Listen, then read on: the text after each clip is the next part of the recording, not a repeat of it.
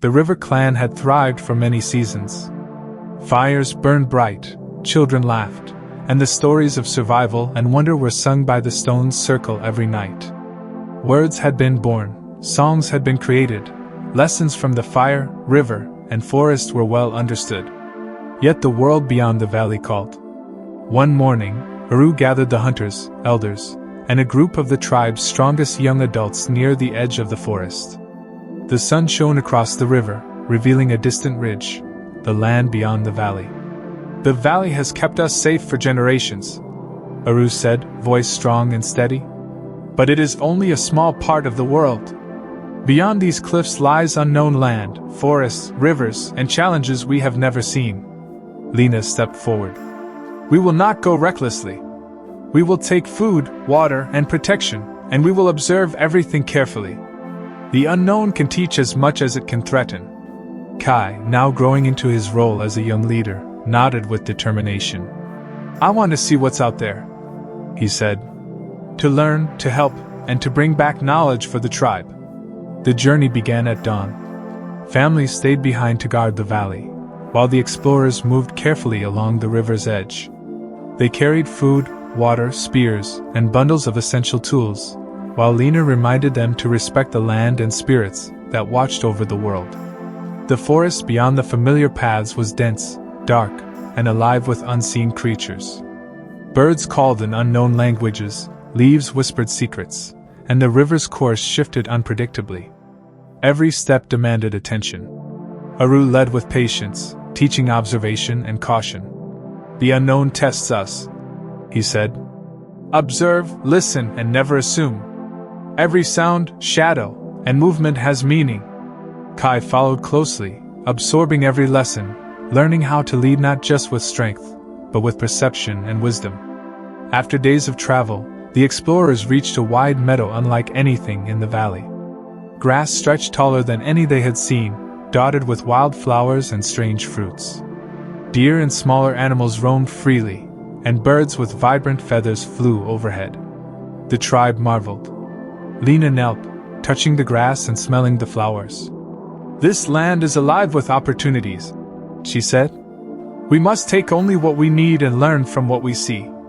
Kai ran ahead, his eyes wide with wonder, pointing out new plants, tracks, and birds. He shouted names in the new words he had learned, practicing language and observation together. Aru reminded the group to catalog everything: edible plants, dangerous creatures, and possible threats. "This knowledge will be our guide if we ever return, or if others follow us." On the third day, shadows moved in the trees.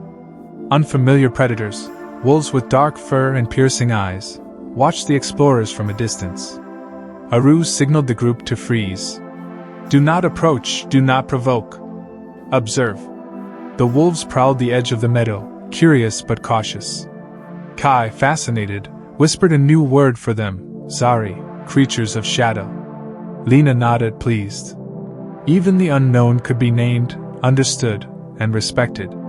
The tribe waited patiently, and after hours, the wolves disappeared.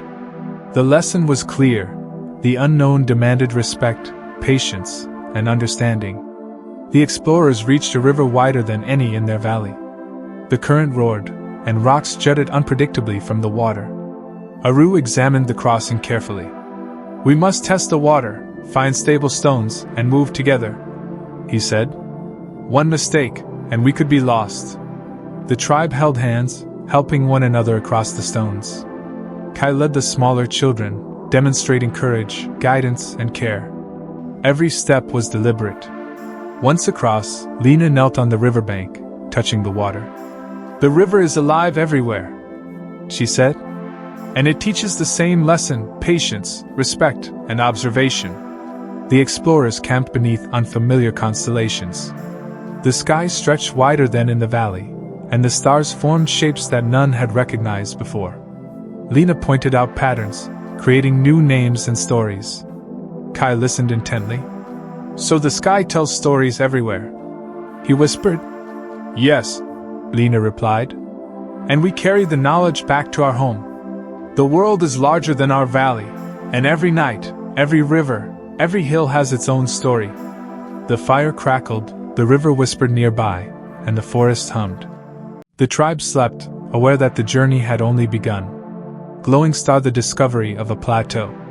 The next morning, the explorers reached a high plateau overlooking vast forests, winding rivers, and distant mountains. The sight was breathtaking. "This land is alive and full of lessons," Aru said. "We can see how rivers connect, how animals move, and how seasons change. One day, our children may travel these lands. We must record what we see." Kai sketched symbols in the dirt, mapping the rivers, forests, and hills. Lina taught him new words for features in the landscape.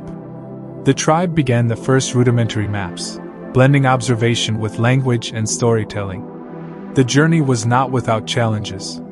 Storms threatened, unfamiliar plants caused discomfort, and the night sounds of predators tested courage. Each obstacle became a lesson. Lina reminded the tribe to work together, share knowledge, and respect the land. Aru taught strategies for protection, navigation, and resource management. Kai learned the art of leadership, balancing caution with curiosity, action with reflection. The tribe began to see the unknown not as fearsome, but as a teacher. Every risk held knowledge, every shadow carried insight. After weeks of exploration, the River Clan returned to their valley. They carried not only food and materials, but knowledge, new plants, animal tracks, river behaviors, and celestial patterns. The tribe gathered around the stone circle, sharing their discoveries.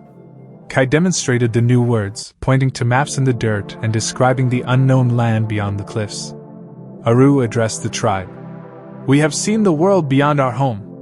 It is vast, alive, and full of lessons. We must respect it, learn from it, and teach future generations what we have discovered." Lina added, "Our words, our stories, our observations, they are our greatest tools. With them, we can face the unknown with wisdom and courage." That night, as the fire burned brightly, Kai looked at the distant cliffs and whispered, "There is still so much to see. I want to go again." Aru smiled. "And one day you will. But every journey must be balanced with care. The world is not ours to conquer, it is ours to understand and respect." Lina nodded, wrapping an arm around Kai. "And with every journey, we grow, not just in strength, but in wisdom, courage, and love." The River Clan slept under the stars, hearts full of knowledge and curiosity, ready to face the future. They had ventured beyond the valley, and the world had revealed its lessons. The journey beyond the valley was not just exploration, it was the birth of understanding, observation, and wisdom, guiding the tribe into a new era of growth.